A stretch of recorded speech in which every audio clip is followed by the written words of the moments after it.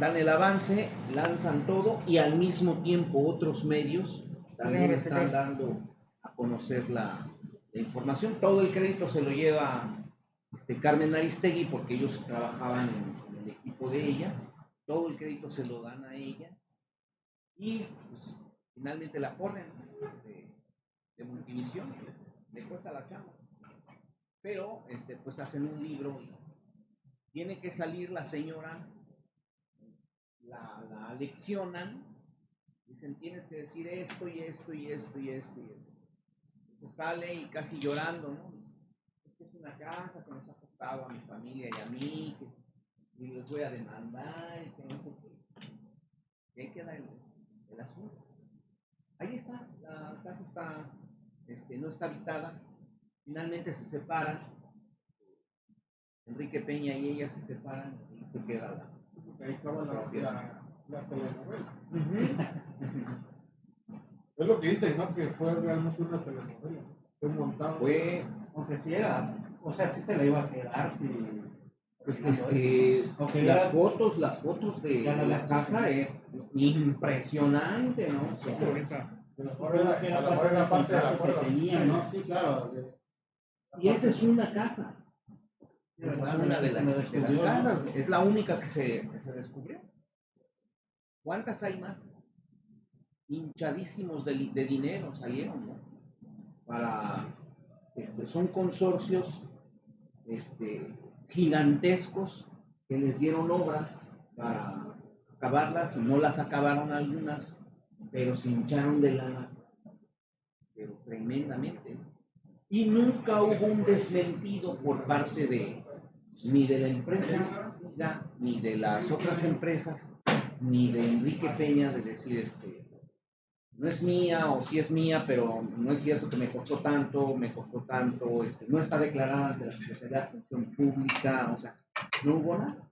Y ahí se quedó. Eso es lo que puede pasar en un momento dado que nosotros tengamos datos fehacientes para una investigación. Otra es la de las personas que llevan a cabo información sobre las bandas de narcotraficantes. Es otro tipo de información. Ahí les voy a ser bien honesto, yo he preferido darle los datos cuando me llegan este tipo de información, darle los datos a otra persona que sé que es su tema, en primera que es su tema, ¿no? En segunda, pues la verdad yo sí le pienso, ¿no? A veces para publicar información delicada en ese sentido, así que mejor se la doy a otra persona porque digo, a lo mejor le sabe más al asunto. Lo vamos a tener que mover, líder, sí, claro, tantito por allá para darle espacio a la proyección.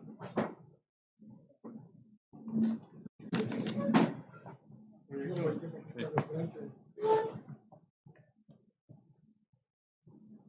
Hay una periodista que se llama Ana Lilia Hernández, tiene un libro que se llama Los Señores del Narco y acaba de sacar otro que tiene que ver con el hijo del Chapo y otro que tiene que ver con las artistas de televisión que tuvieron amoríos con grandes narcotraficantes y tiene contactos en la Secretaría de la Defensa, en la DEA, en el Servicio Secreto de Estados Unidos, en las embajadas. Se tuvo que ir a vivir a otro país porque México no garantiza el trabajo, la seguridad de un periodista cuando se tocan temas de este nivel. Estuvo muy raro, por ejemplo, lo de la detención de que fuera secretario de la Secretaría de la Defensa, el general Cienfuegos, mientras que allá en Estados Unidos tienen todo el expediente, llegando acá a México se evapora, no tiene nada, o sea, ¿dónde están las acusaciones? Está muy raro porque él estaba en Estados Unidos quienes lo defienden dicen, ¿cómo si sabía que estaba metido en cosas turbias?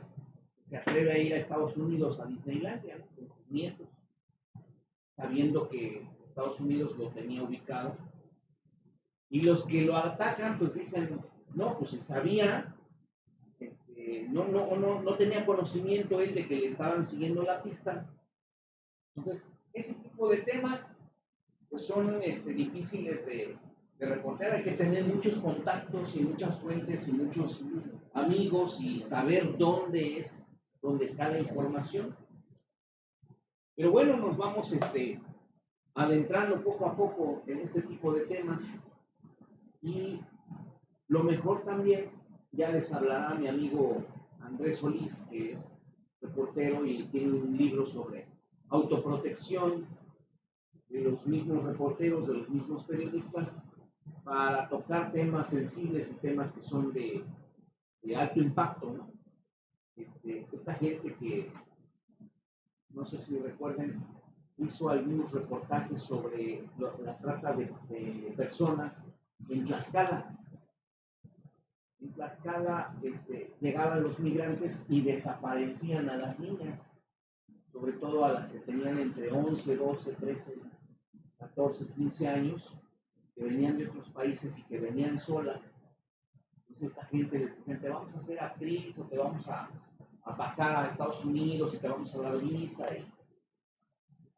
Entonces las enganchaban y las vendían a gente que podía pagar miles de dólares.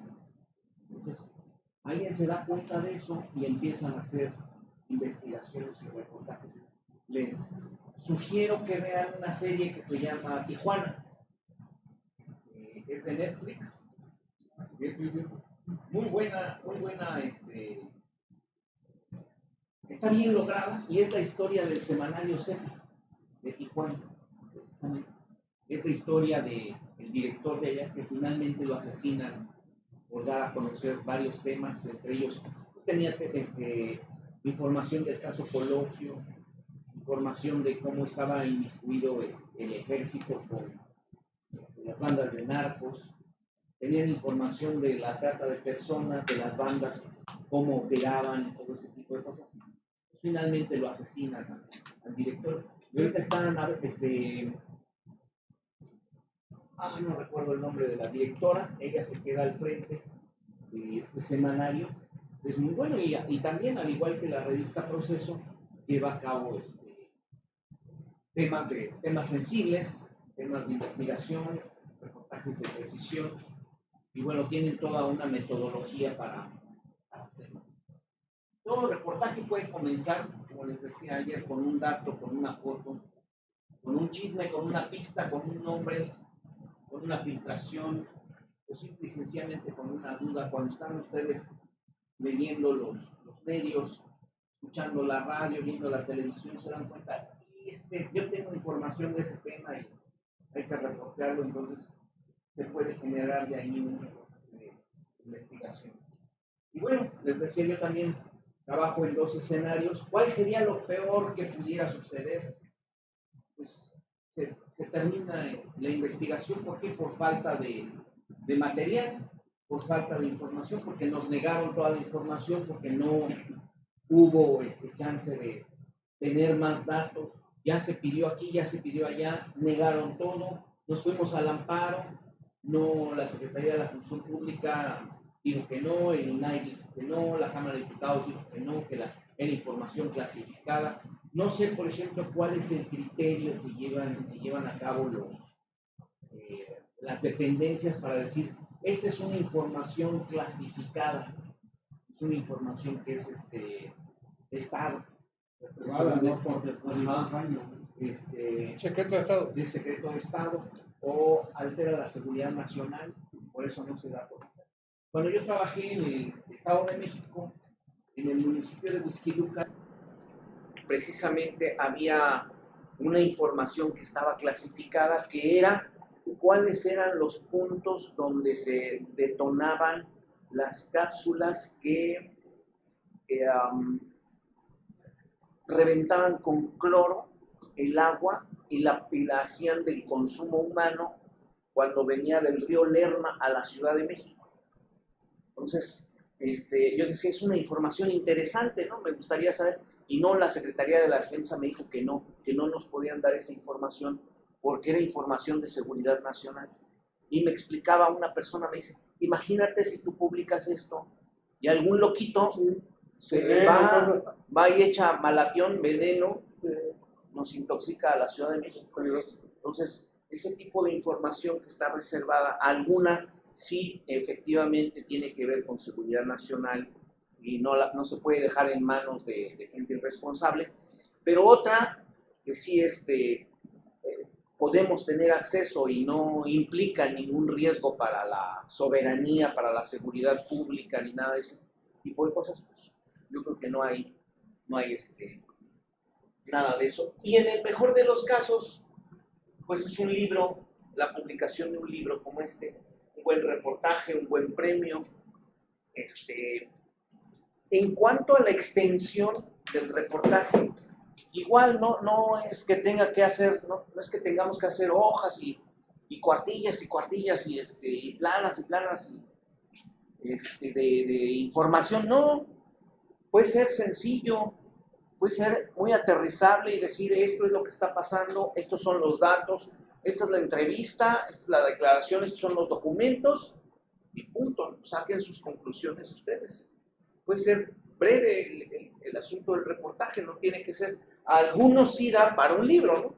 O para la información, para diferentes entregas, ¿no? Para diferentes capítulos, para diferentes entregas, sí, como lo han hecho, por ejemplo, el reportaje de Carmen Aristegui, de este señor que era presidente del PRI en la Ciudad de México, dio para varios capítulos, pues tiene 6 horas de grabación de la chica que fue a solicitar el trabajo, grabó 6 horas y ahí las tienen subidas en la plataforma, pueden escuchar lo que quieran, y pues por eso es que este cuate anda a salto de mata, porque tiene orden de aprehensión, pero en el anterior sexenio dijeron no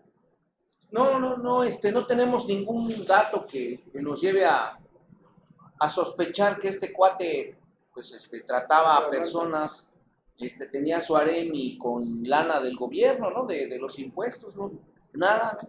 Está totalmente limpio. Entonces cerraron, le dieron carpetazo, pero no contaban con la astucia de que en el próximo sexenio, con otra visión, con otros datos, pues abren la carpeta de investigación y le giran orden de aprehensión a este señor, ¿no? Su papá fue también diputado y era líder de los pepenadores de basura. Era una persona que tenía muchísimo dinero y pues le compra al hijo una diputación también y hacen su consorcio ahí entre ellos. Pero pues a él le gustaban las chicas y pues dijo, a que las pague yo, a que me las pague el PRI, pues mejor que me las pague el gobierno. Y entonces empieza a hacer eso. ¿Cuánto dura la investigación? Pues bueno, no tenemos una fecha límite, pero a lo mejor o se agota los términos o ya nos exige el jefe de información qué pasó con ese reportaje, ya no hay que estarle sobre de él, pero es mejor tener todo sustentado para que no haya ninguna mala información, algún dato que esté erróneo. Hay que checar fechas, datos, nombres, cifras, todo hay que checarlo y corroborarlo para que no vaya a haber un dato en donde digan no es cierto, no es verdad, no se apellidaba así como tú dices, o alguien que se vea afectado en sus intereses económicos, particulares, sociales, porque un dato, por ejemplo, erróneo puede dar pauta a una demanda, a una denuncia civil o penal por parte de alguien que se vea afectado en sus intereses.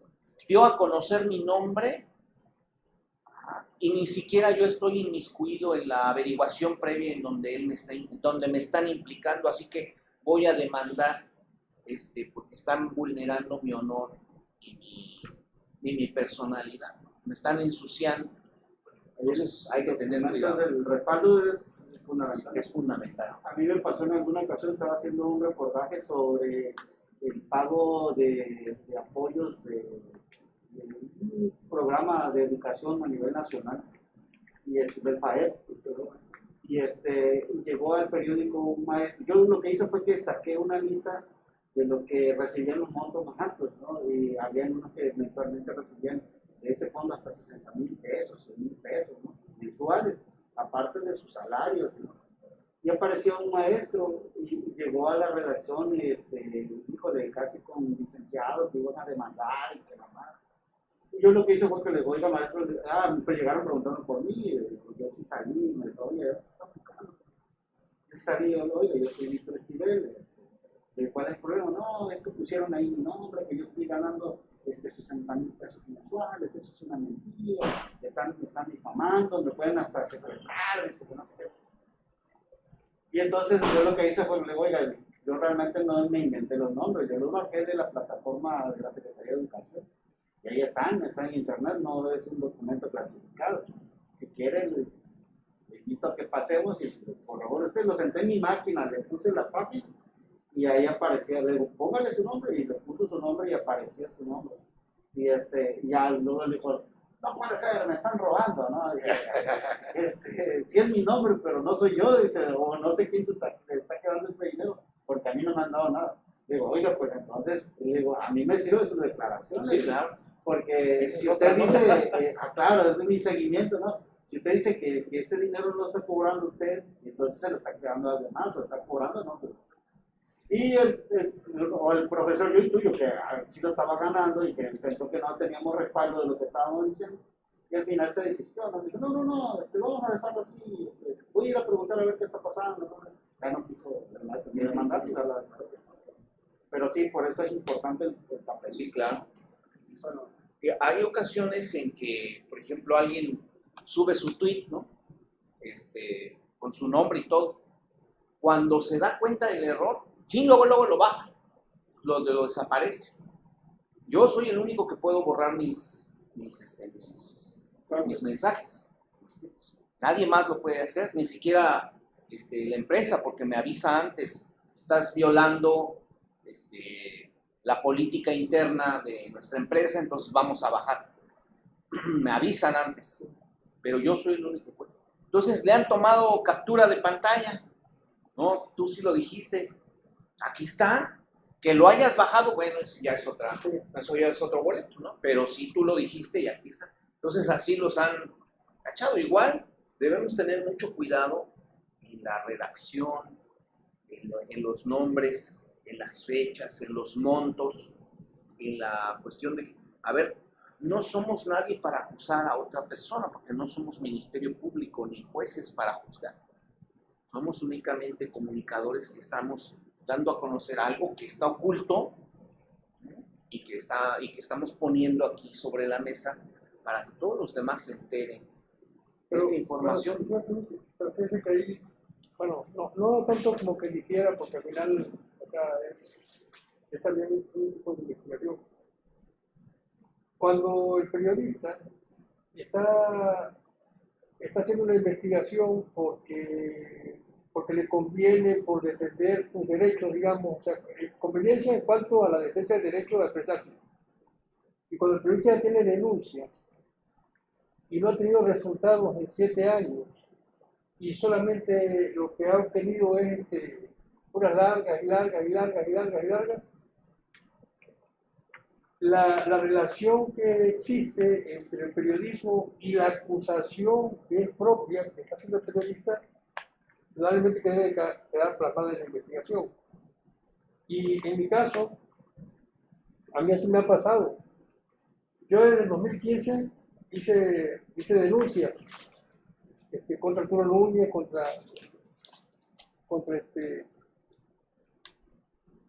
el secretario de Gobernación, inclusive con el titular del CISEN, que están denunciados por mí.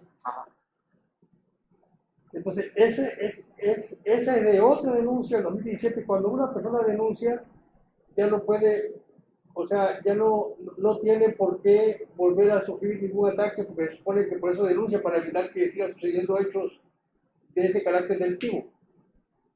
Entonces denuncié y en el 2017 surgió esa que genera esas recomendaciones.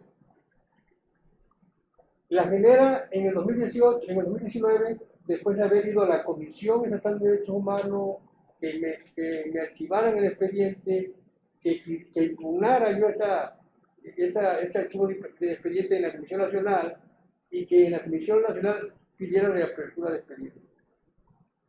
Después de haber logrado eso, regreso otra vez a la estatal, le siguen dando seguimiento ya era el 2019 y surgen esas recomendaciones. El que está actualmente de presidente de la Junta de Coordinación Política del Congreso del Estado, que es Jaime Lastra Bazar, era el fiscal. El fiscal se elige en democracia, y sí es democracia directa porque es de los diputados, pero es una persona de elección popular, porque los representantes lo están eligiendo. Bueno, resulta que estas recomendaciones, siendo el fiscal, la rechaza y no explica. Nosotros, dándole seguimiento, sugerimos que explicara sobre por qué rechaza las recomendaciones, no explica y posteriormente le pedimos que, bueno, entonces acuda a una comparecencia al Congreso para que el Congreso explique. Pues no hace ni una ni otra. Entonces, pasan otros 2 años, estamos ya en el 2021, fue en el 2019 esas 7 recomendaciones.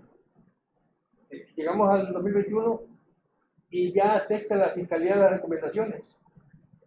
Entonces, en ese punto ya, por eso le digo que ahí sí, ahí como uno es involucrado, pues realmente sí entra, ¿no? La acusación directa, porque tú eres el que estás involucrado en la carpeta de investigación, digamos, contra el servidor público, ¿no? Entonces ya ahora, desde el momento que la Fiscalía reconoce que esas recomendaciones se tienen que aceptar y las aceptan, pues indudablemente que ya aquella persona que no la aceptó, que estuvo en el cargo y que renunció a un cargo de elección popular y que fue a buscar otro cargo de elección popular y que ahora es el que tiene, digamos, el control del poder legislativo, va a tener el problema de ser destituido. Entonces, bueno, eso hablando jurídicamente, debe ser destituido porque cuando estuvo como servidor público no cumplió con su función y violentó derechos humanos al no aceptar las recomendaciones, y automáticamente la Fiscalía en estos momentos ya debería de haber o bien al Tribunal Electoral de Tabasco para pedir su institución por ser una persona de elección popular, o buscar otras vías, ¿no? Pero deben de hacerlo en la Fiscalía del Estado, y si no lo hacen así, yo lo voy a solicitar como quiera. Entonces, ahí es donde yo le digo que se involucra uno ya de manera personal. Directa, porque los ataques son contra los derechos de quien informa. Pero lo que está diciendo es que tienes que cuidar tu frente, tus cifras, tus números, cotejar todo, ¿no? Sí. Porque incluso en la redacción de las notas, si tú utilizas términos que resultan calificativos, sí, adjetivos calificativos. Si tú le pones robó, ¿no? Y sin tener pruebas de que realmente robó, híjole, te puedes meter en... Amigo, está el caso también de Jacinto López, que se han ido en contra, se fue en contra igual de una candidata de Morena. Ahora hace poco se fue en contra de la hoy presidenta del IFST, que en próximos días igual le van a meter una demanda, igual por lo mismo por violencia política de género. O sea, y dicen cosas, exactamente. Ahora, lo que yo no entiendo, que ellos se dicen grandes periodistas, profesionistas, maestros del periodismo, sin parar de decir que son grandes periodistas y que ya conocen las nuevas reglas que se están implementando ahora, porque ahorita estamos transitando por una nueva transformación, nuevas reglas de que ya no podemos utilizar malas palabras, ya no podemos acusar a la mujer o decirle tal cosa o meterse en su vida pública, porque ahorita sí ya te van a demandar y te acusan de violencia pública, y sucedió con otro personaje igual. Bueno, con Evaristo Hernández Cruz, que bueno, paró en la lista de violentadores. Entonces digo, si realmente son periodistas y si ya conocen, si ya conocen las nuevas reglas, hay que cuidar las formas, como dice mi compañero Víctor, hay que cuidar las formas. No puede escribir. No puede escribir nada más a lo puro estúpido, pues. no. A lo estúpido, porque... No puede abusar de los adjetivos. Exactamente. Hay muchos compañeros, O eres periodista o eres hay muchos compañeros acusador o qué cosa. O sea, si eres periodista debes hablar cosas de periodismo, ¿no? Cosas que realmente le interesa a la gente. O sea, a mí qué me interesa si la presidenta del IEPCT se gastó, porque él dice que se gastó una lana con un cheque del IEPCT. Ahora, ¿tienes pruebas? ¿Presentaste pruebas? Porque en la columna no vemos ninguna prueba, no vemos ni el cheque, no vemos ni el documento. ¿No? O sea, está hablas por interesante, hablar. porque te puede llegar el chisme, ¿no? Como Claro. decían, puede iniciar tu investigación con ese chisme. Pero si tú nada más transmites el chisme, ahí es donde entra la formación. Sí, Porque el que trae la formación periodística cuida esos detalles, que no pueden hacer adjetivos, o sea, tiene que ir tu redacción limpia, lo más limpia posible, ¿no? Porque ahí uno es donde gana lectores. Creo que, por ejemplo, hay ocasiones que me llega información a mí y apenas en el segundo reloj veo una falta de ortografía horrible, esa información es desecho, nada más por eso. sí, Exacto. así Pero igual nos pasa, también a pero nosotros. yo creo que en estos momentos, ahorita, después del 2000 para acá, creo así, si bien se han presentado una serie de investigaciones donde los periodistas son más respetados en cuanto a lo que escriben, yo quisiera recordar una anécdota en 1992, cuando el Estado te perseguía. Antes de que se fuera Neme, por ejemplo, llega al sindicato de burócratas una señora que recuerdo se llama Clara María Ceballos, sin ninguna experiencia. Y si le ocurre a mí, la voy a entrevistar y si le ocurre decirme, por lo que comentó hace rato, ¿no? Una cosita sale de información. Como no tenía experiencia, la señora se le ocurre decirme, ¿no? Y se me contó un barranque de toda la campaña del candidato a la dirigencia del PRI, que además había perdido. Se había anulado la elección. Chucho Madrazo era el que estaba jugando. Todo el dinero de la campaña la mandó la oficialía mayor al sindicato y el sindicato se le dio. Esa fue la negociación. Yo me acuerdo que lo publiqué en Novedades. Esa información. Y lo que aprovechamos. Se va Neme. Como a los 2 meses de que se va Neme y llega Gurría, me llega un amigo que trabajaba en la y me dice, oye, abusado, porque hay una orden de presión aquí me dice, ¿te acuerdas cuando publicaste novedades de que el dinero del sindicato se había ido a la compañía de preparación? Sí. Y además dice, yo no me acordaba de eso, la replicaste en una revista. Sí, es cierto, en aquel tiempo como había corrido novedades, yo saqué la información de una revista que se llamaba Semana Política, recuerdo. Y es larga la historia, es lo que no hace bueno. Entonces me pongo en alerta, ¿no? Y en ese rato, precisamente cuando estaban anunciando que me iban a detener, meten a la cárcel, en ese momentito meten a la cárcel a 2 reporteros de trabajo hoy, Roberto Pizarro y Armando Chablé, por una nota contra el ejército mexicano, en una denuncia federal, y de ahí me agarro. De ahí me agarré de esas 2 detenciones. Y como ya el cuate se me había advertido, oye, te van a detener. ¿Cuánto tiempo llevaba ya de publicado eso? ¿No? Neme se fue en enero del 92. Y yo no había publicado esa información en el 91, por ahí en mayo. Pero, o sea, un año por lo menos. fue una herencia, pues, que había dejado el anterior gobierno. Pero yo me acuerdo que la demanda la había presentado Manolo Manrique y Machani, porque se mencionaban sus nombres. Y con eso detienen a Claudio, a Roberto Gustavo, detienen a Víctor Chablé, en una denuncia distinta, pues, en el ámbito, ellos eran en el ámbito federal, los había demandado el ejército ahí. Había depositado, creo que había recibido el general de la América solo una maleta de dinero en el aeropuerto, no sé qué, el caso es que lo detuvieron. Pero de eso me agarro yo. Hago una relatoría de cómo había estado y que yo tenía conocimiento de que iban a detener. Y me acuerdo que en ese momento hubo un foro, una convención de periodistas en Palenque, de la Unión de Periodistas Democráticos, que en ese tiempo era Cervantes Reyes, creo. Y la llevo esa ponencia ahí. ¿Y cuál es mi sorpresa? Y a la semana de haberla presentado en Palenque, regreso a Villahermosa.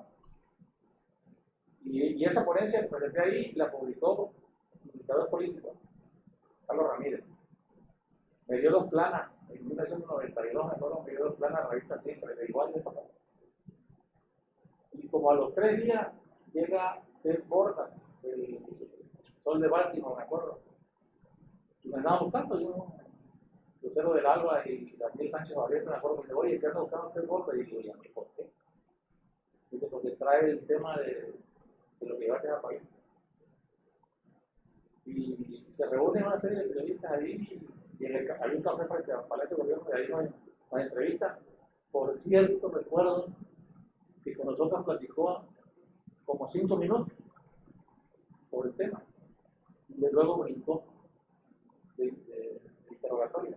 Nos empezó a preguntar de Carlos Tavares, antes de que persiguieran a Carlos Tavares. Entonces, en esos momentos, por lo que decía Carlos,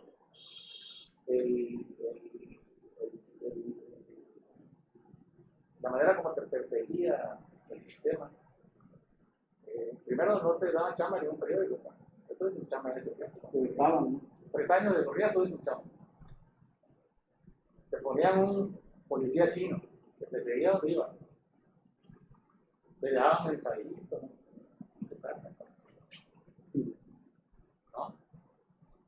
Y era muy pesado. Corrí con suerte, pues,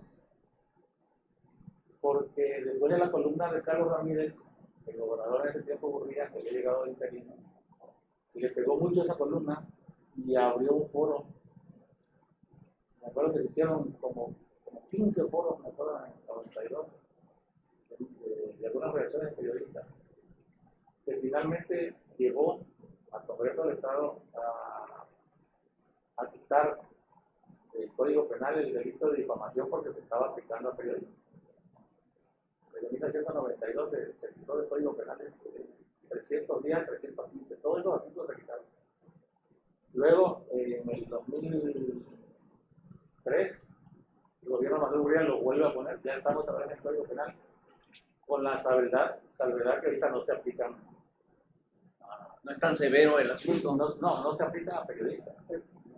Ahí dice que todos los delitos, desde mi punto de vista, probablemente aquí está el abogado, considera que me defienda, hasta el asesinato tiene eximentes. Y las eximentes son, o sea, tú actúas, digamos, de la misma forma que está actuando la persona que en uno de los casos que estaba acusando del delito que no existe. Realmente no es muerte, ya no existe, es una víctima. Pero depende de cómo lo mataste. Entonces, ¿en qué momento es cuando tú estás escribiendo, diciendo y señalando a una persona? ¿Y qué tan amplia es tu visión para poder decir, ese señor está robando y comprobárselo? Aunque no tengas tú ningún documento. Por eso ayer yo les comentaba, tenía que conocer la ley. Si una persona está cobrando dinero y no está haciendo su trabajo, lo está robando al pueblo. Entonces es ahí donde el conocimiento del periodista, el derecho, o sea, es necesario. Más en estos momentos. Pero no obligatorio. No, yo no estoy hablando de que sea obligatorio, o sea, estoy hablando porque lo que tú comentabas ahorita, o sea, porque hay gente que de repente dice, es ladrón. Bueno, por eso es que se puede hacer así.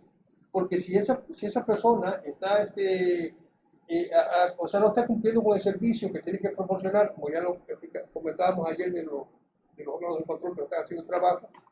Entonces no hay el servicio que nosotros tenemos y que ellos están obligados de acuerdo a la Constitución a cumplir. Entonces nos están robando el dinero que cobran. Sí, aquí ya entra otra situación distinta. Hay géneros periodísticos, como ustedes saben. Yo vine a hablar sobre el reportaje de investigación. Ahí, en este género, sobran todos los adjetivos calificativos que ustedes le puedan quitar, porque si involucramos y adjetivamos alguna acción o a alguna persona, estamos ya haciendo un juicio previo en donde podemos caer en una falta, incluso en la comisión de un delito. Hay otros géneros periodísticos, por ejemplo, la columna, el artículo, el editorial, en donde sí pueden abundar los adjetivos calificativos. No es lo mismo que yo diga que el funcionario o la funcionaria fulana de tal o fulano de tal se está robando dinero o se está quedando con dinero, a que diga yo en mi columna, falta dinero y yo sé dónde está, el dinero está en sus cuentas. Eso es distinto a decir que está robando.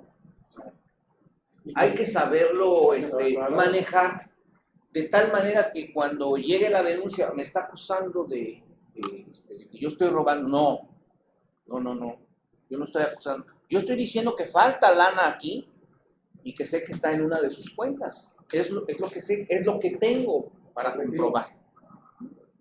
Ahora, a lo mejor en una columna o en un artículo no es tan válido o necesario exhibir un documento, pero si yo tengo el documento, a ver que me desmienta, ¿no? A ver, ya vamos a un tribunal y aquí exhibo mis pruebas, aquí está el documento, aquí están los números de cuenta, aquí están los ingresos, ya sabrá si prosigue y procede la denuncia en mi contra. Entonces, mientras más adjetivos calificativos haya en un reportaje de investigación, más estamos expuestos a una denuncia o a un desmentido. Sí, a veces yo creo que tenemos que tener claro que nosotros somos solamente el medio, ¿no? Si vamos a hacer un reportaje. ¿Por qué? Porque pues tenemos que ser lo más objetivo que podamos y siempre tener una fuente que nos escude, ¿sí? Porque pues efectivamente, como usted dice, ¿no? Si nos podemos hacer calificativos, pues eso entra en otros géneros periodísticos. Ya tomas parte de la nota, ¿no? Ya no eres el que está... Editorializa. Sí, claro. Pierde objetivo. Por ejemplo, aquí yo no puedo decir, hace calor, ¿no? O en una mañana fría. Lo que puedo poner es a qué temperatura estábamos y ya que la gente diga si hace frío o no. O si hace frío o no. Ajá. Entonces, bueno, la Constitución nos obliga, ¿no? La Constitución nos obliga a tener que darle un espacio donde publicar en la réplica. O sea, lo que él dice es cierto, sí. y bueno, Sí, ahora claro. se justifica con el derecho a réplica, ¿no? Que tiene que publicar en un lugar, ¿no? Llega alguien y me dice, estoy comiendo, me dice, pica lo que estoy comiendo. Pues yo qué puedo decir, ¿no? Yo puedo decir que sí, para mí, pero hay alguien que come chile habanero. Pues no, esto sabe a dulce. En cambio, yo le pregunto a alguien que come chile habanero, ¿pica? No. Y le echo, me intoxico. Ajá.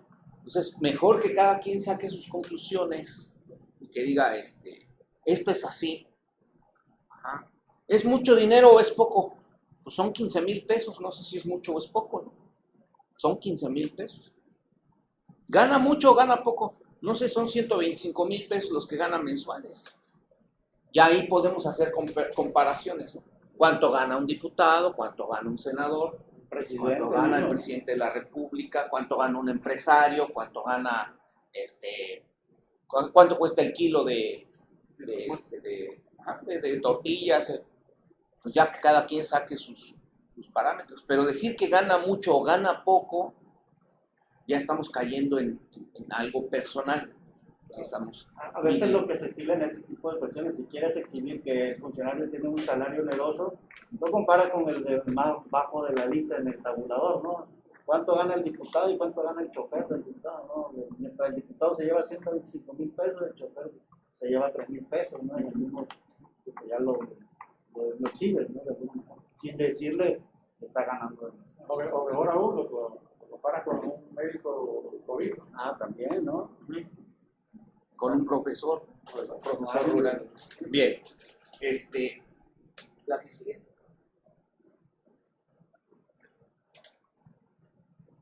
Decíamos ayer, es una denuncia social la que se hace por medio de nuestro escrito o de nuestro reportaje en radio, en televisión, es casi siempre una denuncia social. Y mientras más abarquemos a la sociedad y no a un solo nicho, a un reportaje, por ejemplo, acerca de empresarios, yo creo que al gremio le pega, pero es ese tipo de periodismo que se hace especializado para un sector, nos quita también a nosotros también lo otro, ¿no? A la sociedad. Si abarcamos a más, si involucramos a más nichos, a maestros, a padres de familia, a asociaciones civiles, al mismo gobierno, que estén involucrados, tenemos más opción para que sea más difundido y tenga más contundencia. El tema, el manejo de la información, los involucrados, la gente que involucramos, los sectores que involucramos. Por ejemplo, en el área del periodismo que hacen algunos compañeros, en cuanto a migrantes, por ejemplo, ¿a quién le interesa? Si involucramos al sector policíaco, si involucramos a la Secretaría de la Defensa, si involucramos a la Guardia Nacional, si involucramos a las presidencias municipales, a los gobiernos estatales, tenemos más cancha para que el reportaje sea de mayor contundencia. Estamos hablando de la hebra, ¿no? Porque también hay, por ejemplo, no sé, algún caso que sea del tema de deportes, pero por ejemplo un maestro de educación física o que da clase de deporte de algún tipo, ¿no? Pero que es acusado de acoso o de abuso a un menor, ya el tema sale de lo deportivo, ya se pone un comité similar. Sí, por ejemplo, en la situación de violación de menores por parte de clérigos, pues, ¿a quién involucran? A la iglesia, pero no podemos nada más involucrar a ese sector. Tenemos que involucrar más. ¿A quiénes? Padres de familia, organizaciones de padres de familia. ¿A quiénes más? El sector educativo, a la Secretaría de Gobernación. Mientras más le demos entrada y juego a otras fuentes y a otros sectores, nuestro reportaje va a tener mayor contundencia. Siempre habrá obstáculos, como les decía ayer, institucionales, económicos, particulares, judiciales, incluso personales, familiares o también de la misma empresa, para que podamos publicar. Cuando pasaba yo mi información con Nino, me decía 3 cosas nada más. No te metas ni con el ejército, ni con la Virgen de Guadalupe, ni con el secretario de Gobernación. Todo lo demás, adelante. Entonces un día comento algo de Fidel Velázquez, que era el líder de la CTM, pero que tenía que ver con el sindicato de trabajadores de la radio y de la televisión adentro. Y entonces me manda a hablar. Oye, pero ¿cómo haces eso? ¿Por qué le pegas? ¿No ves que aquí todos están sindicalizados? Digo, oye, tú me dijiste que ni a la Virgen, ni al Ejército, ni a la Secretaría de Gobernación, así que pues yo lo respeté. No, pero debes tener también visión. Pues sí. Así se ve, así se aprende, ¿no? Sí. No, me agarró inexperto y yo dije, pues, era obvio. Fue su problema de usted qué opina, ¿no? Porque en ese trabajé como un año nada más cuando estuve en Canal 9. Uno de los mejores programas Sí. que hubo en México. Pero en la radio, cuando él tenía sus programas de radio, yo participaba y hacía un resumen de columnas políticas y le pasaba yo un resumen todos los días vía telefónica. Entonces escogía de las columnas que aparecían en los periódicos unos cachitos y ya hacía yo toda mi participación y estaba ahí, pero hay que saber también, hay que tener ética. Por ejemplo, las cuestiones que viven en lo personal cada uno de ustedes. Hay organizaciones de periodistas, entonces si estamos dentro de, también nos sirven de protección. Va a venir a hablar la Comisión Nacional de Derechos Humanos acerca del mecanismo de protección para periodistas que hay, sobre todo aquí en el estado de Tabasco, y por parte de la Secretaría de Gobernación. Eso ya es tema de ellos para que les vayan diciendo cómo, qué podemos hacer, qué no podemos hacer, hasta dónde está el límite, dónde nos pueden echar la mano y dónde de plano agarran y dicen, no es nuestro boleto, ¿no? Ya es cosa de ustedes. Debe tener interés público. Como les comento, mientras más sectores estén involucrados, va a ser más contundente la publicación. La información de un reportaje puede cambiar, como les decía ayer, leyes, conciencias, actitudes, hasta cuestiones de índole espiritual. Hay varios reporteros que entrevistan a un ex director de la banca interna del Vaticano. Entonces ellos empiezan a entrevistarlo porque él ya se va.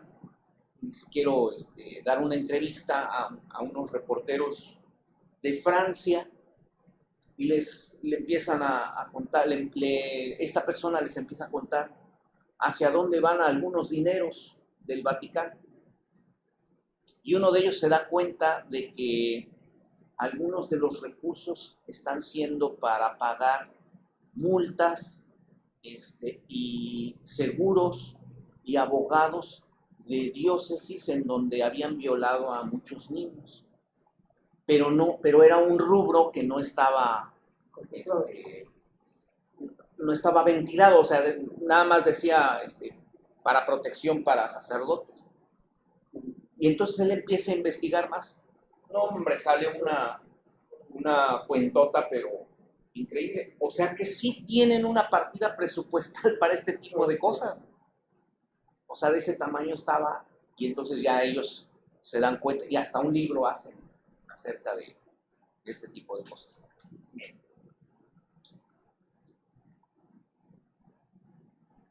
Esto es importante, la cuestión del almacenamiento de datos. Primero, ubicar el tema. ¿Cuál es el tema central de lo que va a ser nuestra investigación?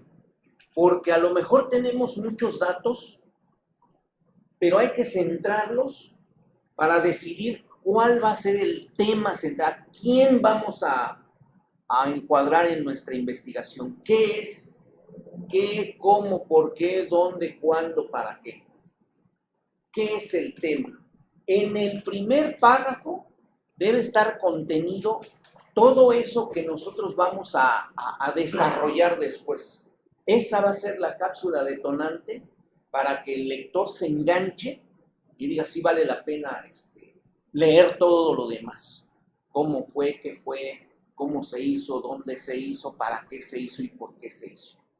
Eso es lo importante. La elección del tema, ubicarlo también en el contexto político, en el contexto social y actual, en el contexto económico, de salud. Por ejemplo, la cuestión ahorita de COVID nos puede dar para muchos temas, y situándolo, el tema, en el momento sanitario que estamos viviendo, va a tener mayor contundencia.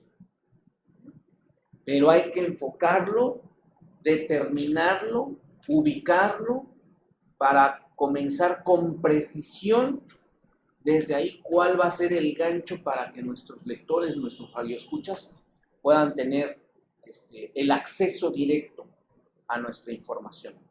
También aquí es muy importante que en la redacción no utilicen conceptos muy técnicos, sino que sean del dominio propio. Mientras más accesible sea nuestra redacción o nuestra dicción, tendremos más acceso al público. Acuérdense que no todos manejan las cuestiones técnicas. no todos manejan la terminología legal.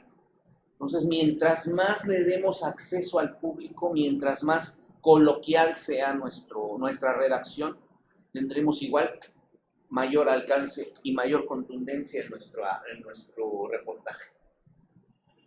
La organización de archivos, todos los datos tienen que ser filtrados, corroborados y seleccionados, archivados, ¿no? Hay que tener una carpeta para declaraciones en este sentido, otra carpeta para la cuestión económica, otra carpeta para las entrevistas, otra carpeta para los datos que tenemos que buscar. Ir actualizando nuestros archivos. La recopilación de datos es importante. ¿Cuánto se lleva? Híjole, pues, desde que empezamos nuestra recolección de información en las diferentes fuentes, puede pasar mucho tiempo. Hay veces en que el INAI, su respuesta es casi inmediata, ¿no? De una semana o dos máximo, pero hay veces en que hay que estar insistiendo y hacer las preguntas precisas, ¿no? Porque el INAI es también preciso para dar información. Incluso nos dan cuando mi amigo Fred Álvarez Palafox les hable acerca de periodismo legislativo o periodismo de investigación también, les va a decir cuál es el alcance que tenemos para solicitar información en el INAI. El INAI da una página, una plataforma en donde podemos meter las preguntas y ellos mismos dicen a qué dependencia de gobierno, y tienen un listado de todas, a qué dependencia el gobierno cree que usted está esta información. Entonces, les damos una pista. Creo que lo puede tener la Secretaría de Gobernación, por ejemplo. Y le dan clic en Gobernación y destapa todas las subsecretarías que hay, y direcciones y organizaciones y organismos. Entonces, pues puede estar en esta. Ya ahí el INAI se encarga de ir indagando la información, pero la pregunta tiene que ser muy precisa, muy precisa, porque de eso va a depender la respuesta. Entonces, ese ejercicio lo podemos trasladar también para nuestros entrevistados.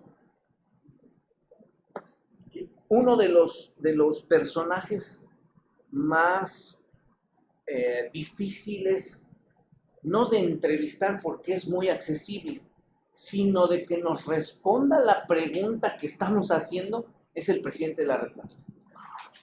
Uno le pregunta algo y él le da la vuelta. No responde a la información que estamos demandando. Se ve una historia, ¿no? Y muy accesible para la información. Y en esas mañaneras hay cantidad de datos que nos pueden dar tips para reportajes de investigación. Porque a veces se suelta a hablar y los datos que da son buenos, pero no son corroborables. O sea, no tienen un sustento legal. Entonces podemos de ahí sacar algo y decir, no que está mintiendo, sino que no está sustentado eso que está diciendo, no hay tal obra, ¿no? Entonces, va. A veces también, hace rato que mencionaba lo de las solicitudes de información, a veces también las dependencias te aplican la cansadora, ¿no? Así es. Dicen, oye, tu pregunta no fue suficientemente clara, especifican. Y ya perdiste ahí tiempo, en un mes, 20 días, y ya trabajan otros 20 días. Hay que hacer las preguntas muy precisas, sugerirles que las busquen en tal y tal dependencia, hasta hay que darles fechas, entre tal fecha y tal fecha, porque si no, despliegan también un montón de datos que dicen, le va a costar 50 centavos la copia, y emplean un expediente para sacar 2 datos que necesitábamos. Entonces, invertimos tiempo, invertimos recursos, invertimos esfuerzo, y hay que ser muy precisos con las preguntas. A mí una vez una funcionaria actual, por ejemplo, para evitar que me diera a dar a conocer todos los gastos mediáticos, sucedió que pasara finanzas, que pagaran, no sé, varios puntos, que fuera al banco, que me dieran un trámite, pero sí lo logré. Pero lo que querían identificar era quién era quien estaba solicitando. O sea, que hiciera la consulta presencial y no Sí, juegan, pues. Es increíble. Sí, como también lo utilizan como un acto de intimidación, ¿no? Sí, Porque sí, no se claro, presenten, sí. A mí me pasó un caso en mi universidad. Me acuerdo que metí para saber si el director de mi universidad tenía posgrado. Sí, que actualmente sigue siendo director. Entonces me contesta el transparencia que no quiere dar la información el director, ¿no? Y le mete ya un periodo de que si no dan tan periodo, le meten una multa. Pasa el periodo y lo multan. Y no quiso volver a pasar la información. Existe que recibió 2 multas.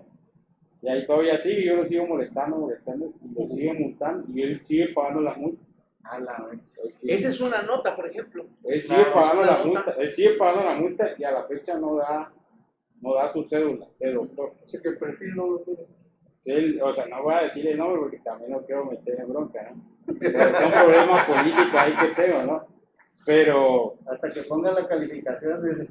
Pero ese es el caso, Ya, no ya da la sé. cédula, su cédula profesional. Sí, porque puede No la ser que quiere esté soltar. ejerciendo, tentándose como doctor cuando no lo es. No la quiere y ya va 2 multas, porque le da creo que un periodo de 15 a 30 días para responder. Y ahorita ya va la tercera y no. Y ahí se sigue, no sé a qué tan periodo de multas es que ya lo pueden destituir, algo así estuve leyendo. Pues ya son temas legales, pero eso pasa que a veces depende que el funcionario quiera responder. Ese es otro problema. Bien. Solicitar datos oficiales y, les decía, el cruce de información, porque no nos podemos quedar nada más con la respuesta de la Secretaría de la Función Pública o del INAI o de Marina. Hay que corroborar esa información incluso con otras dependencias, ¿no? O con otros actores.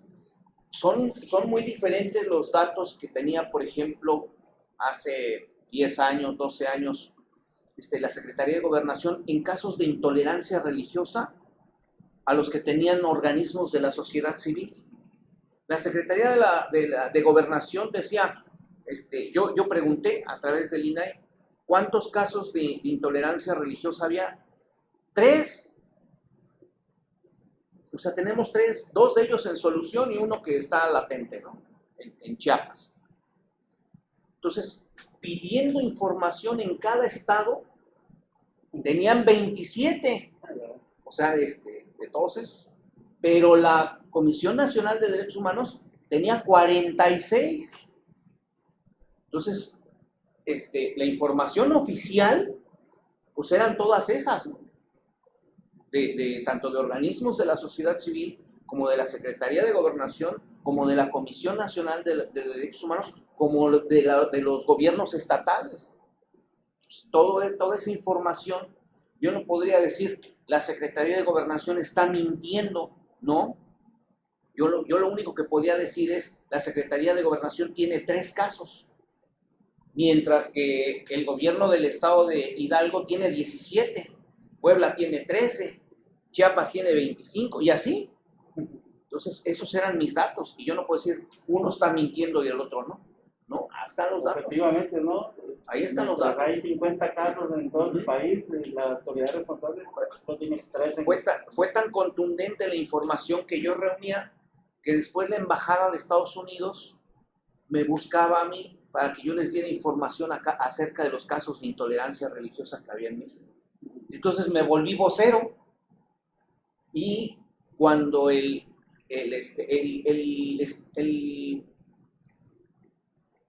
secretario de Estado, el Departamento de Estado norteamericano, cada año hace una evaluación de los países de su libertad religiosa.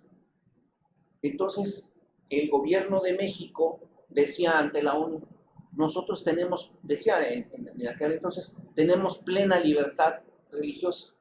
Y es cuando el gobierno de la Embajada de Estados Unidos en México decía, a ver, aquí tenemos otros datos, no es cierto lo que usted está diciendo, pero ya era boleto de ellos, desmentirlo ahí, ya era boleto de ellos.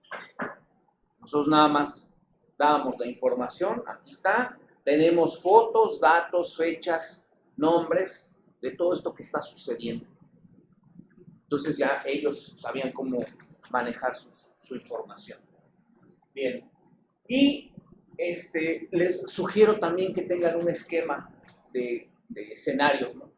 ¿Qué es lo peor que puede suceder si es que no me dan la información? ¿Dónde la puedo buscar? ¿Qué es lo mejor que puede suceder? Si me la dan, ¿cómo la voy a manejar? ¿Qué voy a hacer con este tipo de datos que me están dando? Si pido la entrevista y me la dan, ¿qué voy a preguntar? En el mejor de los escenarios llevo 20 preguntas. Va a haber chance nada más para 3, pero yo llevo 20. Está bien. A lo mejor el personaje se presta. Hay personajes que sí, no sé, ajá, bueno, adiós y hasta luego y punto. Esa fue toda la entrevista. Pero hay otros que sí se prestan para hablar. Otros funcionarios sí se prestan para algo. Aquí se utiliza mucho que, bueno, en algún tiempo cuando las dependencias no se abrían a declarar nada o a dar entrevistas, recurrían con los sindicatos, ¿no? Por ejemplo, en caso de salud.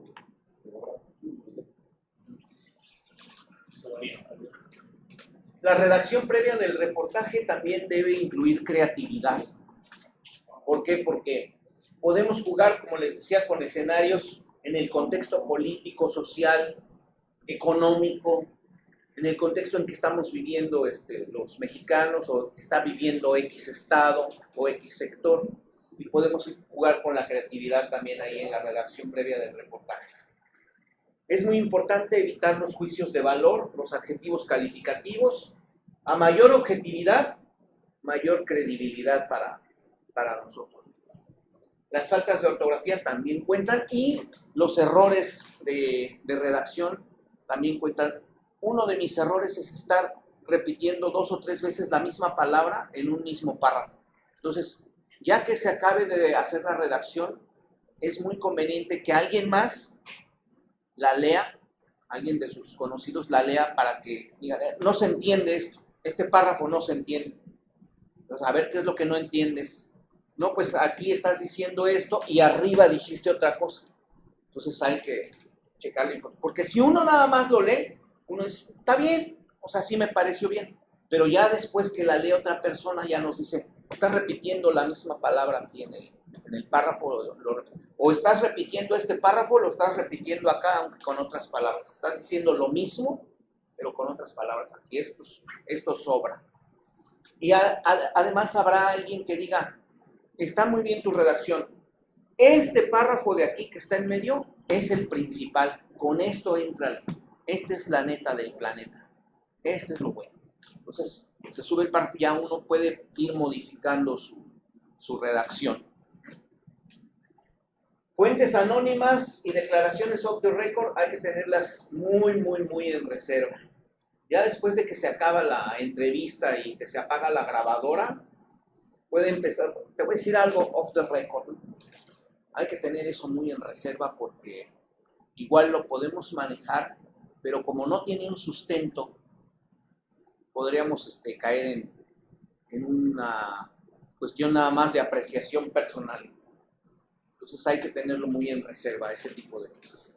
Como pasó con Garganta Profunda, Estados Unidos, ¿no? Ajá, en el caso Watergate, ¿no? Sí, decía, sí. no, le decía, no puedes grabar. No puede, ajá. Y hasta muchísimos años después ya se supo quién era y qué decía, y sí, efectivamente tienen sus fuentes. Pero sí se puede, sí, uno puede hacer recurso dentro, pero decir, bueno. Hay un periódico que se llama USA Today y dice el director, aquí no aceptamos ninguna filtración, ninguna declaración fuera de la grabadora, off the record, todo eso no es válido para nosotros. Entonces ya entra dentro del juego del estilo del periódico, de las reglas internas del medio. Y hay otros periódicos que dicen, bueno, si te pasaron esa información y tú tienes tu fuente, pues publiquémoslas, pero es tu nombre, es tu prestigio, ¿no? Va de por medio tu firma. Entonces, Pero yo digo, sí hay que tenerle mucha reserva a ese tipo de información de datos. Bien, aquí están las conclusiones. Es nuestro deber comprobar lo que escribimos, lo que decimos, lo que aseguramos. Es decir, cada párrafo que haya en nuestro reportaje, cada párrafo debe tener un sustento. Cada párrafo. Cada una de lo que estamos diciendo debe tener un soporte legal, en una declaración, algo que nos consta o que es obvio, algo que podamos demostrar que sí efectivamente tenemos la prueba sustentable, pero párrafo por párrafo, porque si no, en uno de ellos que caigamos en alguna falsedad o en alguna cuestión que le echemos de nuestra cosecha, puede echar abajo todo lo demás, ¿eh? Toda la investigación se puede echar abajo con algo que estemos suponiendo o sugiriendo o casi demostrando, puede echar abajo toda la investigación. Todo se debe verificar. Aquí hay una página que les dejo también, porque a veces nos llegan fotos, ¿no? Truqueadas, videos que tienen un doble sonido, les borraron el sonido original, les meten uno nuevo, o fotos sobrepuestas con Photoshop, con algún programa. Entonces, en este tipo de páginas, hay algunos reporteros que dicen, para verificar ese tipo de información, hay algunas aplicaciones o hay algunas páginas en donde ustedes se pueden meter y pueden ir verificando si es verdad o no es verdad, si está dentro del contexto, o cómo ir analizando la información de tal manera que podamos ver si efectivamente los datos que están contenidos, la foto, el video, es original o está manejado. Ahora, en el peor de los escenarios, tenemos toda la información, tenemos todos los datos, tenemos las entrevistas, nos consta todo, pero el medio en donde trabajamos dice no. O sea, esto es un problema para nosotros. Esto es... gracias. Tenemos no podemos publicarlo. O sea, la política de la empresa o los intereses de la empresa o cualquier, no podemos hacerlo. Bueno, todavía hay una página que se llama México Leaks, en donde varios portales y varios otros medios se encargan de publicarlo. Si es que hay un buen sustento, si es que es de interés general, hay una página, esta página contiene medios que pueden publicar el reportaje. Digo, para quitarnos la frustración, ¿no? De que no fue un trabajo en vano, pues lo meto ahí. Obvio, pues puede suceder que nos digan, ¿quieres el anonimato? Lo podemos manejar con un sinónimo, un seudónimo o sin firma, ¿no?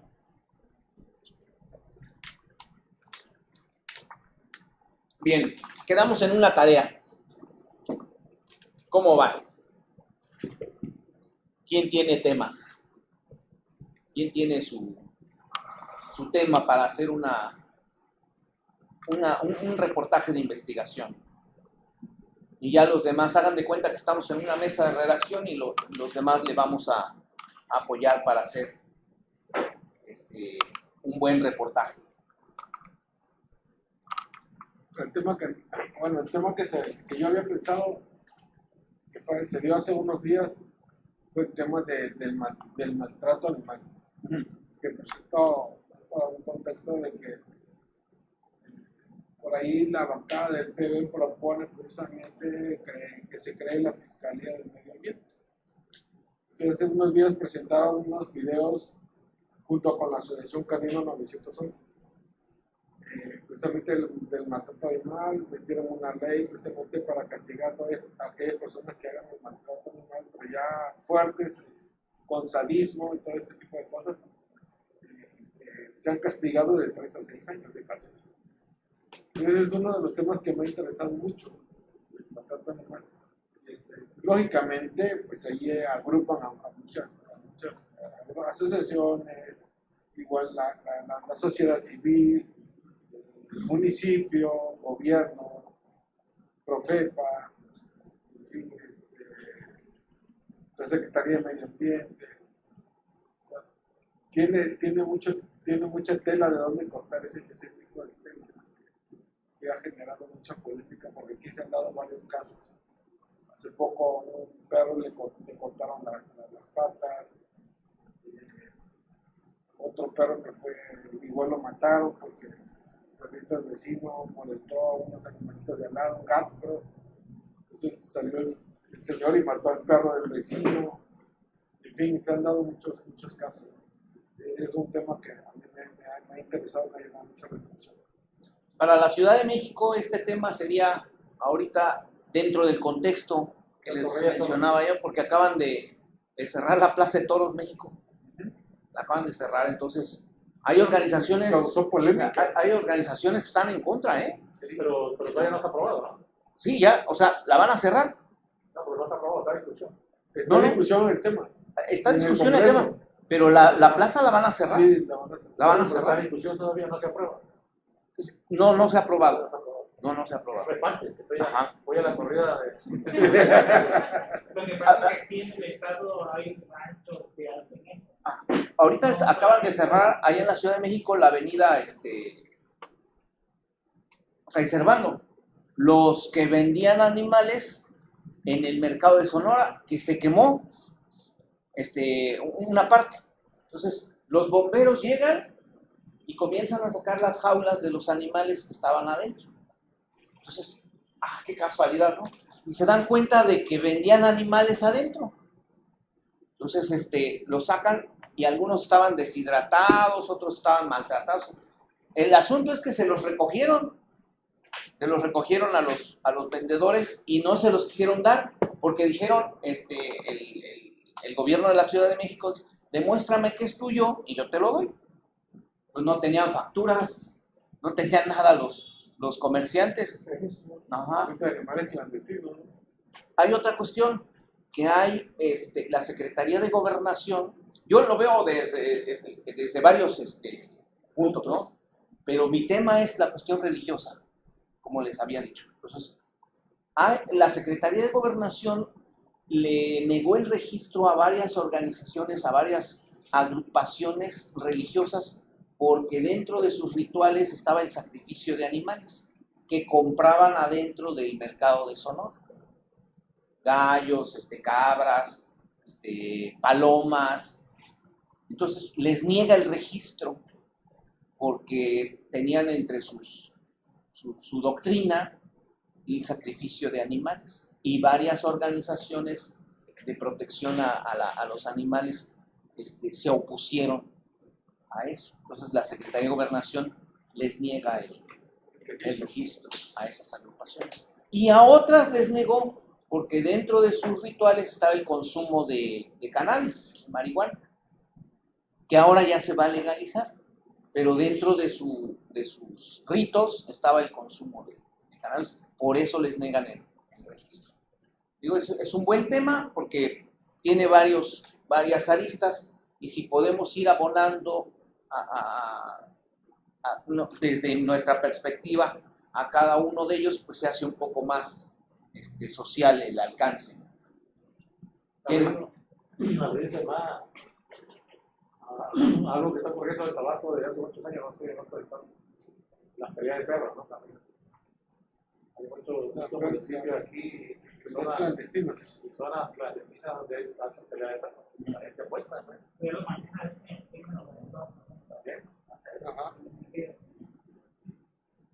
Allá en la Ciudad de México van varias veces que encuentran leones en azoteas de personas que tienen dinero para comprar uno y lo adaptan, pero ya que crece el animal, pues ya se vuelve insoportable porque echa unos rugidos tremendos y la gente se asusta. Y huele a león. Pues sí, pero se vuelve peligroso el asunto. No. Hay un tema también muy interesante.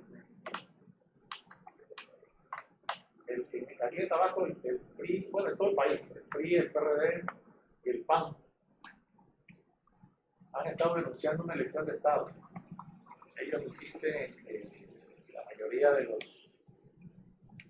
Ese sería ya para su tema de los representantes de casillas son beneficiarios de los programas de bienestar. Quienes han intentado acceder a ese tipo de información se encuentran con la ley de protección a datos personales. Es la cortina que protege ese tipo de información, ¿no? Se hace muy difícil para quienes no han intentado cruzar la información de 600.000 beneficiarios del programa de bienestar en Tabasco con los nombres de los 1.100 representantes de casilla en la última elección de 2021. ¿No? Pero ahí la investigación sería cruzar la información, efectivamente, solicitarlo primero obviamente a bienestar, ¿no? El padrón que nadie lo ha querido aceptar, según porque está prohibido la ley de... Yo lo pedí, no lo pedí. No, yo también lo pedí, no nos han dado. De ley de datos personales, cruzar la información del padrón de bienestar con los 2.100 representantes de casilla de todos los partidos políticos, no nada más de Moreno, obviamente, ¿no? Pero en ambas instituciones está ese tipo de información está protegida por la ley de protección de datos personales. Entonces ahí hay un conflicto de interés. Un conflicto que habría desde la prensa. Habría que buscar la manera o la llave para abrirlo, ¿no? Porque se sigue insistiendo, se sigue denunciando, pero no se demuestra. Sin embargo, ese sería dato bueno para el reportaje de investigación, ¿no? Aquí hay un conflicto de interés, como lo que sucedió con el Partido Encuentro Social, Encuentro Solidario. Hugo Eric, el dirigente, me decía, tú demuéstrame que tengo en mi padrón de seguidores, de miembros demuéstrame que tengo ministros de culto. Y yo le decía, a ver, que estén registrados ante la Secretaría de Gobernación, no, pero que son ministros de culto, sí. Entonces me decía, pero eso no es ilegal. Y sí, estaba en toda la razón. Eso no era ilegal. Pero yo sí puedo demostrar que fulanito es pastor de tal iglesia en tal comunidad, de tal denominación. Pero no está registrado ante Gobernación como ministro de culto. Eso sí. Entonces no caía en ningún delito. No tenía un conflicto ahí. Pero sí yo le dije, a ver, este es pastor y tú lo conoces. Es pastor de la iglesia de Calacuaya en el Estado de México. Él. Sí, dice, pero demuéstrame que es pastor. No, pues ante la Secretaría de Gobernación no tenía registro como pastor. Pero de que tenía a cargo una congregación de más de 200 personas, que tenía una iglesia. Nada más que ahí estaba la situación, o sea, no caía en algo ilegal. Pero ese es el reportaje. Eso yo lo puedo demostrar, que sí es pastor y tengo fotos de cuando está predicando y todo, pero no caía en ninguna ilegalidad. Pero es que como asociación religiosa debe estar registrado. Si no, no, porque la Secretaría de Gobernación dice que la misma asociación religiosa puede dar de alta a quien quiera como ministro de culto, hombre o mujer, o periodista, le iba a decir, como ministro de culto los puede dar, pero a quien no lo puede dar. Entonces, cotejando su padrón de él, incluso de miembros de su equipo de trabajo, de élite, decía, por ejemplo, Nahum Navas fue pastor de Amistad Cristiana.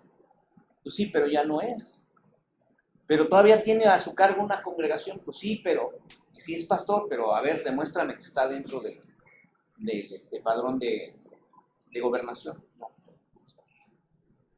Igual el padrón de gobernación, hay pastores que ya murieron y ahí están, como si estuvieran vivos. Pero bueno. ¿Quién más tiene? Perdón, el caso que menciona don Daniel, ahí hay un tema por lo de datos personales, que si bien es cierto, se tiene que resguardar, también es cierto que son programas sociales y en consecuencia la información tiene que ser pública, porque son recursos públicos que se les pagan a estas personas de los programas sociales. Ahí tenemos nosotros trabada la litis. Esperamos que salga favorable a nosotros, porque van a tener que, se va a abrir la caja de Pandora si logramos nosotros obtener esa información, porque sí la tenemos impugnada. ¿Sí? Porque precisamente es muy difícil demostrar elección de Estado. Pero, por ejemplo, desde mi punto de vista, se lo comento a ellos porque puede ser tema de investigación. El día de la elección nos compraron literal a 11 representantes distritales. Literal, se desaparecieron, no supe de ellos. Y ese rato empecé a cambiarlos con lo que pude. Pero eso no es un fenómeno normal, pues, que te dejen votado 11 personas, la mitad, pues, y todavía a mí me dicen, no vayas, declárate enfermo, te va a ir bien. Decimos aquí, te va a caer un cacaíto. Digo, no es el dinero, el tema no es el dinero, sino que si yo di mi palabra, la voy a cumplir hasta el final. Y así fue. Entonces, ahí hay temas de que tenemos información, sí, pero como ustedes bien nos dicen, demostrarlo es lo más difícil. Comprobarlo. Por ejemplo, ese día de la elección, a mí, yo tengo como 1000 fotografías de personas con dinero en mano y credenciales. ¿Qué hice? Le dije a la FEDE, dame inspección que en tal lugar están haciendo esto. Es que no tengo personal, no hay quien vaya, y cuando me autorizaron, ya se fue. Mágicamente no, ya no está. Entonces tiene que tener una estructura grandísima para poder tener observadores en todas partes, documentar, porque aparte el hecho de que tomes una foto o un video no es prueba plena, sí, no es prueba plena, tiene que estar acreditado por un perito o en este caso por alguien que tenga un notario o un agente del Ministerio Público. Entonces, bajo esos esquemas, es muy difícil para los partidos de oposición enfrentarle a la maquinaria electoral de Morena, esa es la verdad. Y yo se lo he dicho de frente a ellos, o sea, sé cómo operaron y lo que hicieron y cómo lo hicieron. El problema es que sí, les reconozco, supieron hacerlo, supieron armarlo, y ese guión lo van a querer aplicar en el 2024. Que esperaron el último momento, ¿no? Ya puede hacer todo, aprendieron bien. Sí, es que la mayoría de los que mueven la estructura fueron los sombristas, que en su momento eran los que operaban en elecciones de Estado. Pues. No hay nada nuevo debajo del sol, tú lo sabes. Pero se le falta a los otros partidos dinero. Y en Tabasco, por ejemplo, Oscar, aquí lo redujeron al 50% del financiamiento de los partidos políticos. De lo que recibían, la mitad se la mocharon. Pero el partido en el poder tiene acceso a recursos extraordinarios, aparte de sus prerrogativas, que son altas. Y de esos 53 millones que van a repartir en el 2022, ¿también se le van a generar el 50 o ya sí, queda? No, ese ya está estructurado para la... Ya trae el moche. Ya trae. ¿Cómo le haces? Cuando yo tomé el diplomado de periodismo de investigación, nos dejaron hacer, finalmente esa era nuestra tesis para de graduación, un reportaje de investigación. Y no sabíamos, empezamos a avanzar en el curso, no sabíamos, hasta que un día llegó un compañero, ahí mismo del salón, y dijo, me acaban de asaltar en el metro, dice, pero pues ni cuenta me di, ¿no? Me sacaron la cartera. Pues ya pasó. Y entonces, ya después fue como que más continuo, ¿no? Me acaban de asaltar en el metro. Entonces, ya después conocimos al gerente de seguridad de una de las líneas, de la línea café. Y entonces le dije, oiga, es muy recurrente esto. Y efectivamente dice, hay 6 bandas de asaltantes. Dije, aquí está el tema. Entonces ya me puse a investigar con este informe. Pero me dijo él, pero no te podemos dar datos, que esto lo manejamos entre nosotros. El asunto fue que sí había 6 bandas, bueno, había más, pero ellos tenían detectadas 6 bandas de asaltantes, y una de ellas era de puras personas de la tercera edad, de puros viejitos. Entonces, ya cuando íbamos muy avanzados en la investigación, nos damos cuenta de que el metro tenía su propia gerencia de investigación pero no le daba parte a la Procuraduría de Justicia de la Ciudad de México. O sea, los datos se los guardaba, porque los detenían, los fichaban y los soltaban. O sea, no había una investigación de continuidad. Ajá. Entonces, decía, esto está quedando impune, porque los tienen pero perfectamente, sabían los horarios, las personas, los nombres, los apodos. Bueno, sabían hasta de qué horario a qué horario operaban, en qué línea, porque ya terminando su turno de ellos, entraban los otros. Eran varias bandas de asaltantes. Entonces, nos especializamos en una, nada más. Nuestro asesor de tesis era Gerardo Albarrán, de la revista Proceso y Mesa. Y sí lo tienen documentado. Teníamos todo, o sea, las fichas que generaba la gerencia de seguridad del metro, generaban unas fichas con todo y fotografía. Entonces, este es fulano de tal y le dicen así, opera en tal línea y es el líder de la banda. Son 16 personas, operan en tales horarios y su mecanismo es así y así, así, así. Entonces tenían todo, pero no le daban parte a la Procuraduría. De los 300 robos que hacían diario en las estaciones del metro en la línea Café, solamente 2 personas iban al Ministerio Público a denunciar. Todos los 298 demás, porque tenían un promedio aproximado de 300 robos diarios, tanto de objetos personales, de carteras, dinero, tarjetas de crédito, lo que fue. Entonces tenían toda su banda de operación. Y después los mismos vigilantes del metro se fueron enganchando con estas bandas y les permitían la libre operación.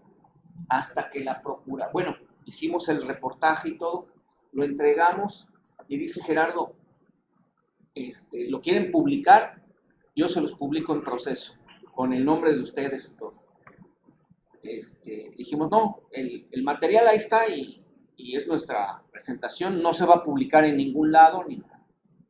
Pero este cuate filtró datos a la Procuraduría y la Procuraduría entonces inicia una investigación y mete al bote a 5 o 6 de los gerentes de seguridad de las estaciones del metro por encubrimiento, por casi como coparticipación en los robos.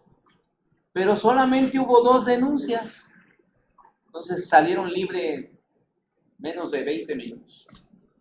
Pero ese fue nuestra investigación, y bien sustentada con todos los nombres y datos, entrevistas. Teníamos una entrevista con personas que habían sido agredidas dentro de las estaciones del metro. Ya después se pusieron las cámaras de vigilancia y ahorita sí ya hay una detección, pero casi inmediata, de las personas que se dedican al asalto, que ya son muy pocas en las estaciones del metro. ¿Quién más tiene tema? Mi tema sería sobre la duración que debe tener el asfalto según los contratos y la duración real. Todo esto lo digo porque ahora sí que como traficamos, ahora sí que pasamos por la avenida, la calle, no tarda pero ni un año lo que acaban de pavimentar y ya están los baches. Entonces ahí quería saber quién vigila el cumplimiento del contrato y quién lo sanciona. Allá en la Ciudad de México lo hacen por alcaldías. Tenemos 16 alcaldías y la Secretaría de Obras del gobierno de la Ciudad de México se encarga de dar un presupuesto, la alcaldía pone otro y hay otra participación también de otra entidad ahí. Pero sí, es el mismo problema, sobre todo en temporada de lluvias, empieza a botar y donde hay un tráfico, me explicaban, donde hay un tráfico de vehículos pesados, tenemos cerca, ahí en la alcaldía de Venustiano Carranza, una planta de tratamiento de residuos, en donde llegan un montón de trailers, y se los llevan ya después al Estado de México y los vacían. Entonces hay un tráfico continuo y el pavimento se empieza a encunar así por el tráfico de pesado de los vehículos. No sirve, o sea, no sirve, necesita otro tipo de material. Entonces ese es un dinero que se invierte mal y alguien se lleva una participación ahí. Que dice, no, quedó bien bonito, está nuevo y todo, sí, pero va a durar menos de un año y después van a tener. Eso también tiene un seguro. Ya. Llega la empresa que lo va a hacer, dice, nosotros nos responsabilizamos por 3 años, por ejemplo. Y al año, no, pues es que las condiciones climáticas pues, le dan vuelta y alguien se lleva una tajada de eso.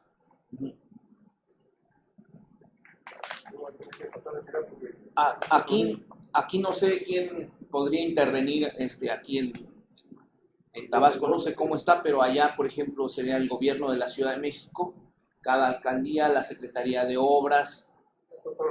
Primero la Contraloría, Contraloría de los municipios, órgano superior de fiscalización cuando ya son obras. Depende de qué instancia lo hace, ¿no? Ejercicio fiscal, que depende de la Cámara de Diputados local. Ahora, aquí hay un buen tip, porque cuando se licita una obra, entran varias empresas. Gana una. Las demás son fuente de información. ¿Por qué? Porque van a decir, yo te puedo decir por qué ganó esta empresa. Y se sueltan y dan muchísimos datos. Ahí hay fuentes de información y son confiables porque algunas van a decir, sí, aquí está en mi plataforma, que yo concursé y me votaron, pero nunca me dijeron por qué no me aceptaron en la licitación. Y ellos pueden decir, yo puedo hacer un mejor trabajo que eso a menos costo. ¿Por qué le dieron la licitación a él?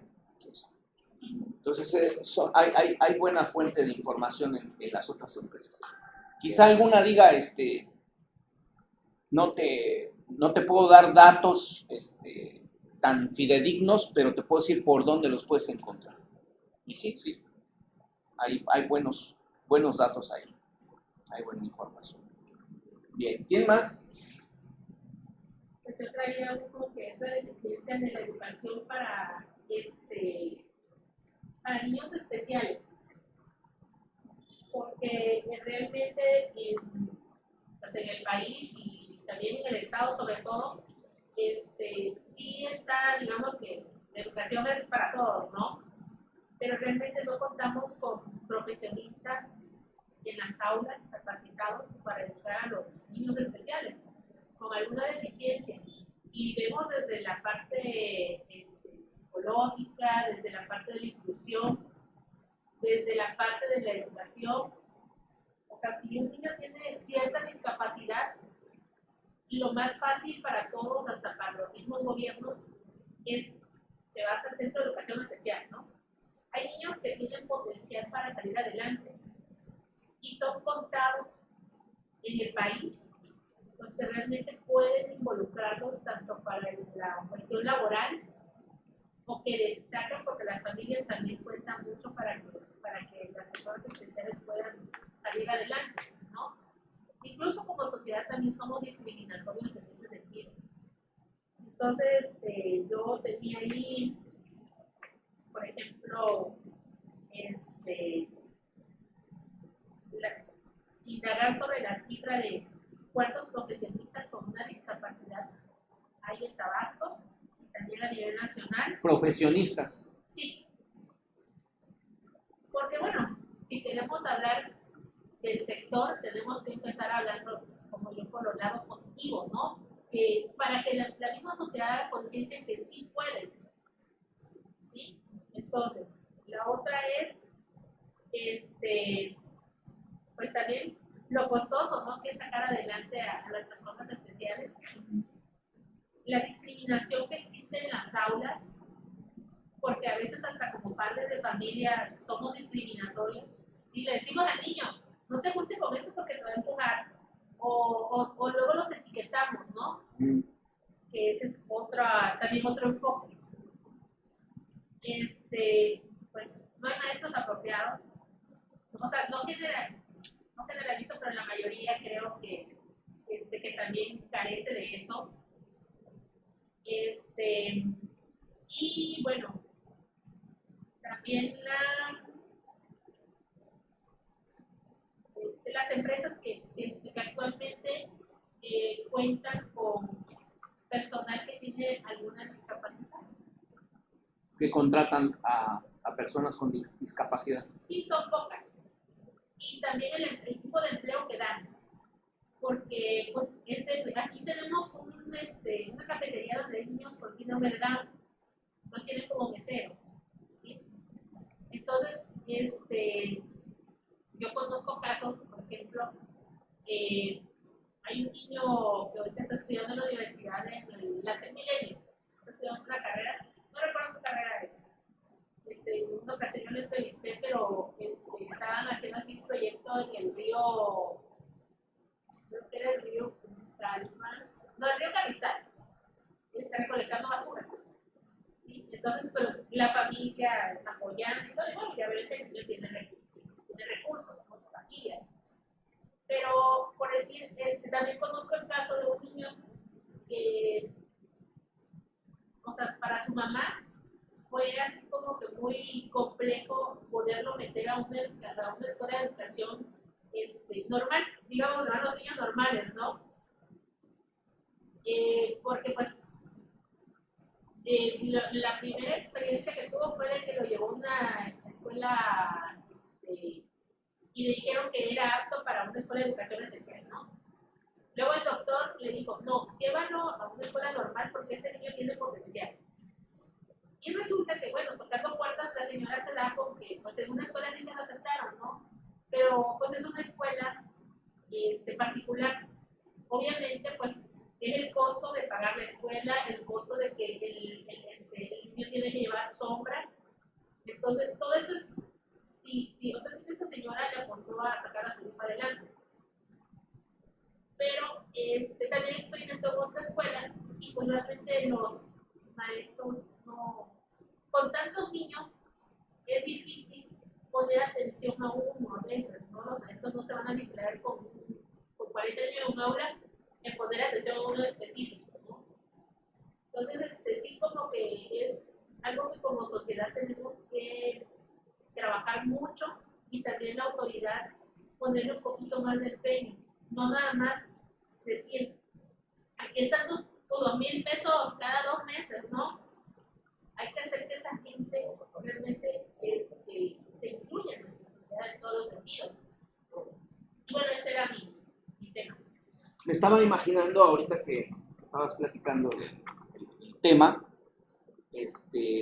hay que contextualizarlo. Entonces yo decía, ¿cómo podría iniciar el reportaje de televisión de este tema? Yo lo iniciaría así más o menos. Acaba de terminar el Teletón y ponen a los actores a que volteen a la pantalla y digan la cifra que se alcanzó, ¿no? Y entonces todos micrófono en mano, 347 millones. En eso cortas y entra la entrevista que le haces al diputado fulano de tal, ¿no? ¿Cuál es el presupuesto que tiene el Estado para los discapacitados? Que diga, tenemos, no sé, 300 millones, 30 millones, 3 millones, no sé cuánto. Y que le preguntes a una mamá, ¿cuánto le dan a su niño por ser discapacitado cada mes? 2,000 pesos. ¿Y le alcanza? No, no nos alcanza para nada. O sea, los contrastes de la información que hay dejan ver a la gente, órale, qué disparidad hay entre uno y otro, ¿no? Mientras que el Teletón reúne la millonada de pesos, claro, también para un servicio social que presta, Ajá, el gobierno tiene un presupuesto limitado. ¿Cuántos maestros hay capacitados para atender esta problemática que hay en la sociedad? Que la Secretaría de Educación Pública diga, no, pues en realidad hay solamente 17 en el estado para una población de 540 niños que tienen alguna discapacidad. Vamos, ese tipo de información de contraste son los que llaman la atención. A lo mejor serviría para un reportaje de televisión con estos datos, con estas entrevistas. Sería muy bueno, muy bueno. Y saberlo manejar bien con datos duros, o sea, sería bueno. Bien, ¿quién más? Yo tengo por aquí uno que me llamó la atención de las autoridades porque no se ponen de acuerdo, yo creo que sí. Por ejemplo, el de la rabia paralítica, que hace poco estuvo impactando en Jalpa de Méndez, y un diputado dice que nada más murieron 70 y un secretario de Sedafop dice que murieron nada más 6. Entonces, como que existe una información ahí que alguien miente. Alguien miente en esa información. Entonces, alguien no te informado. Un buen trabajo de investigación. Porque, bueno, ellos dicen que ya controlan la rabia paralítica, pero el problema surgió a partir de que dicen que no hay vacunas porque los ganaderos son los responsables por no comprar esa vacuna. Entonces, como que hay mucho vacío de información alrededor de todo eso, ya el diputado le dieron sus chingadazos, ya dice que está todo controlado, ¿no? Pero no quedó nada, no despejaron ninguna. Lo dejaron con rabia. Entonces, es aquí en el municipio de Jalpa, pero decía el Sedafop que se había trasladado a otros puntos, no estaba controlado, entonces hasta la vez dice que ya está todo bien en el país de las maravillas, pero dejaron más dudas que respuestas. En medio de la pandemia podría surgir otra pandemia. Está bien.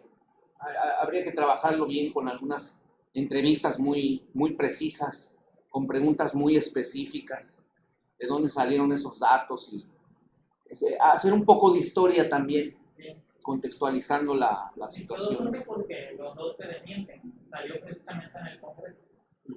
Pregunta a un diputado y el diputado dice, no, nada más se murieron, o sea, tengo datos que se murieron 60, es lo mismo alarmante, ¿no? Pero quizá no pensó que estaba golpeando al gobierno y el gobierno sale a decir que no, que nada más eran 6 o 7, que no se alarmen. Pues. Ya después vuelve a preguntar el diputado, todo está maravilloso. Ya cambió.